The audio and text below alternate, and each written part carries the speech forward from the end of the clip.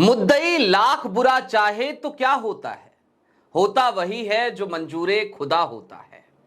Supreme court में दो जजों की बेंच, राहुल गांधी की एक याचिका और योगी आदित्यनाथ की सरकार का एक रवैया कि बेगानी शादी में अब्दुल्ला दीवाना। लेकिन हुआ क्या?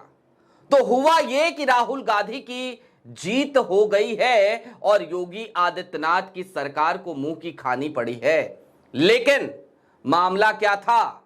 जाहिर सी बात है, जब राहुल गांधी का जिक्र आए तो समझ लेना चाहिए कि मामला मानहानि का ही होगा, क्योंकि राहुल गांधी के खिलाफ अब तक जितने भी मामले दर्ज हुए हैं उनकी फहरिस्त निकालिए तो पता चलेगा कि लगभग 2-2.5 दर्जन मामलों में 85%, 90% मामले सिर्फ और सिर्फ मानहानि के हैं। लेकिन ऐसा क्या हुआ कि योगी आदित्यनाथ की सरकार ने सुप्रीम कोर्ट में जाकर गुहार लगाई कि मिलॉर्ड, नेता प्रतिपक्ष को राहत मत दीजिएगा। ऐसा क्या हुआ कि योगी आदित्यनाथ की सरकार की इस गुहार के बाद भी सुप्रीम कोर्ट ने उनकी एक ना सुनी और राहुल गांधी को राहत दे दी, निचली अदालत की कार्रवाई पर रोक बरकरार रखा। सारी बातें जरा तफसील से करेंगे और यह भी समझने की कोशिश करेंगे कि क्या सीजेआई बीआर गवई जब से मुख्य न्यायाधीश की कुर्सी पर बैठे हैं तब से सुप्रीम कोर्ट से उम्मीदें कुछ ज्यादा ही बलवती होती जा रही हैं क्या? नमस्कार, मैं स्वप्निल और आप मुद्दा देख रहे हैं। दोस्तों, मामला बड़ा सीधा सा है और एक ऐसा मामला है जिस मामले में आज योगी आदित्यनाथ की सरकार जानबूझकर कूदी थी। मामला वही है, सावरकर की मानहानि से जुड़ा हुआ।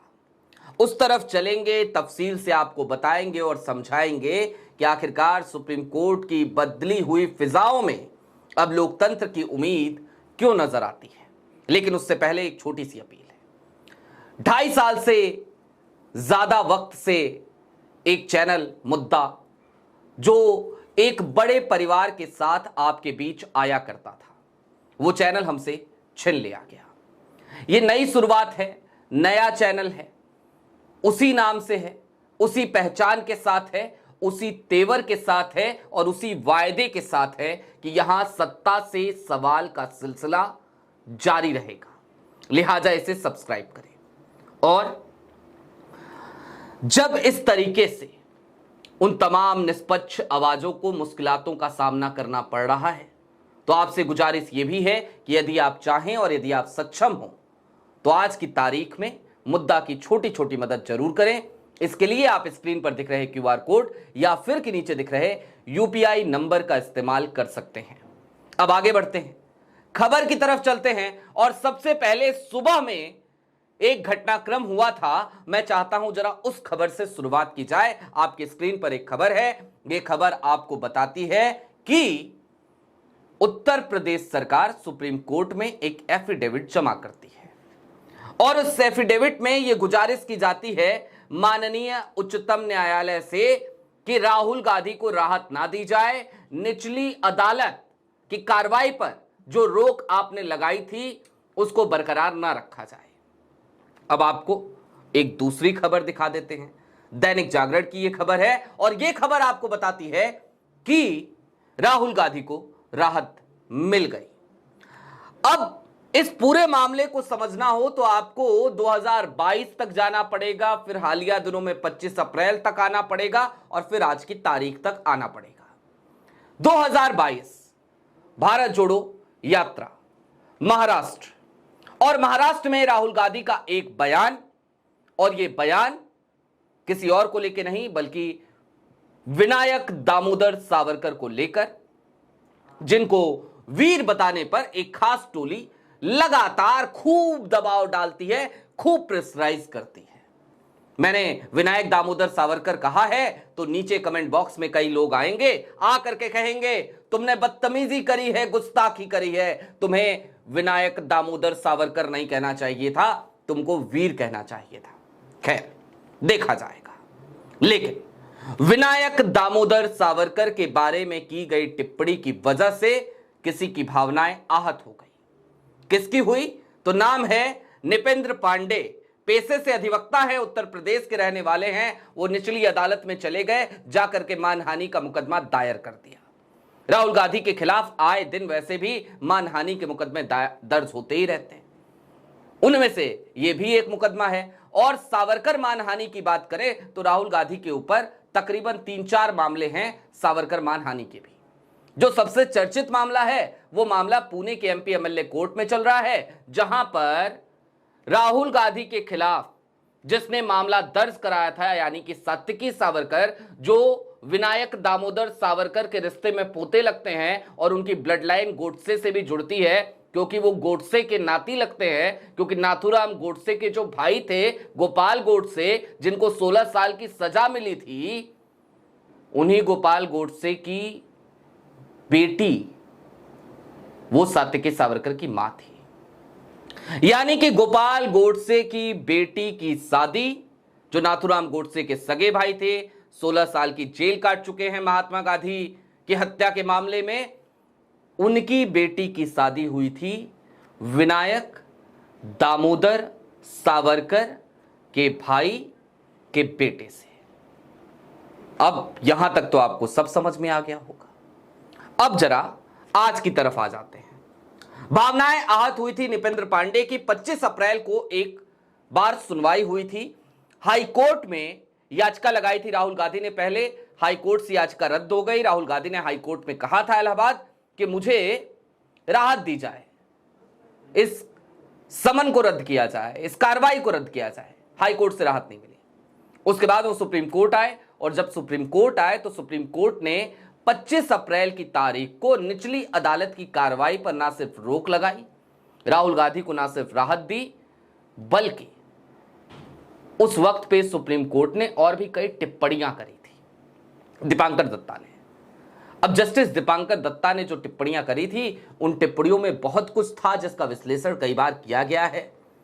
मसलन उन्होंने तो सीधे तौर पे महात्मा गांधी से कंपेयर कर दिया था विनायक दामोदर सावरकर को। खैर उस तरफ नहीं जाएंगे, विवादास्पद हो जाएगा। लेकिन हां, इतना तय है कि तमाम टिप्पणियों के बावजूद सुप्रीम कोर्ट से उस दिन राहुल गांधी को राहत मिल गई थी। अब आज की तारीख, और आज की तारीख में उत्तर प्रदेश सरकार सुप्रीम कोर्ट पहुंच जाती है। बिना किसी बुलावे के, बिना किसी प्रयोजन के, बिना पार्टी हुए उन्हें पार्टी बनना था। क्यों बनना था, इस पे भी आगे आएंगे। इसमें दिल्ली और लखनऊ का भी कुछ पुट है क्या, कि दिल्ली बनाम लखनऊ जो चल रहा है, योगी आदित्यनाथ को हाई प्रोफाइल 3 बैठकें जो एक ही दिन में करनी पड़ी, उन सब की वजह से भी कुछ चल रहा है क्या, उस तरफ आएंगे। लेकिन योगी आदित्यनाथ की सरकार पहुंचती है, एफिडेविट देती है, सुप्रीम कोर्ट एफिडेविट देखता है। एफिडेविट में यह कहा गया था कि राहुल गांधी के बयान से इस देश में विद्वेष फैल सकता था। अब इस बात को कि राहुल गांधी के उस बयान से विद्वेष फैल सकता था, यह हमारी समझ से परे। विद्वेष फैल सकता था और विद्वेष फैल गया, दोनों में बड़ा अंतर होता है। राहुल गांधी ने 2022 में बयान दिया, अभी तक तो नहीं फैला। महाराष्ट्र में दिया था, उसी महाराष्ट्र में जहां विनायक दामोदर सावरकर को लोग बड़ा मानते भी हैं, हमने सुना है बहुत लोग मानते हैं, तो वहां तो नहीं फैला। लेकिन तकलीफ उत्तर प्रदेश में बैठे निपेंद्र पांडे को हुई, और अब जाकर तकलीफ योगी आदित्यनाथ की सरकार को हुई।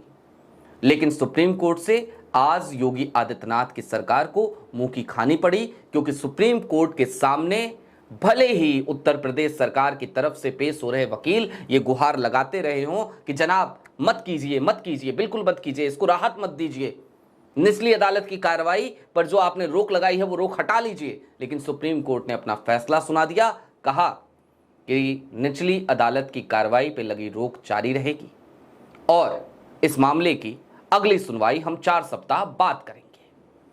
अब राहुल गांधी हैं, इतने मुकदमे, उसमें भी इतने सारे मानहानि के मुकदमे, और हद की बात ये, मैं बड़ा प्रैक्टिकली अगर इसे देखूं तो मैं ये कह सकता हूं कि राहुल गांधी अगर पेन लेकर के अपने घर में अपनी दीवार पे लगे कैलेंडर को मार्क करने लगे कि किस किस दिन उनकी तारीखें हैं सुनवाई की, किस किस दिन अदालत में उनकी सुनवाई होनी है उनके किसी न किसी मामले में, तो शायद सार्वजनिक अवकाश छोड़ दिया जाए तो हर दिन ही राहुल गांधी इंगेज रहेंगे। लेकिन फिर भी वो व्यक्ति चल रहा है, अपनी पार्टी को मजबूत करने में लगा है, लोकतंत्र की आवाज उठाने की कोशिश कर रहा है, चुनाव आयोग से पंगे ले रहा है। देखते हैं राहुल का ये संघर्ष उन्हें कहां तक लेकर जाता है। फिलवक्त वो देश के लीडर ऑफ अपोजिशन तो हैं ही। लीडर ऑफ अपोजिशन का मतलब ही होता है shadow PM, PM in waiting. बहरहाल चलते चलते बस इतना ही कहूंगा कि मुद्दा वो पुराना वाला वापस तो नहीं आ सकता। लिहाजा इस चैनल को अपना प्यार दीजिए, भरपूर प्यार दीजिए, चैनल को सब्सक्राइब कीजिए और यदि सक्षम हो तो लंबे समय से ये संघर्ष आप में से कईयों ने देखा है जो पुराने चैनल पर जुड़े हुए थे। आज की तारीख में हमें आपके सहयोग की जरूरत है। छोटी छोटी मदद मुद्दा की जरूर कीजिएगा। शुक्रिया।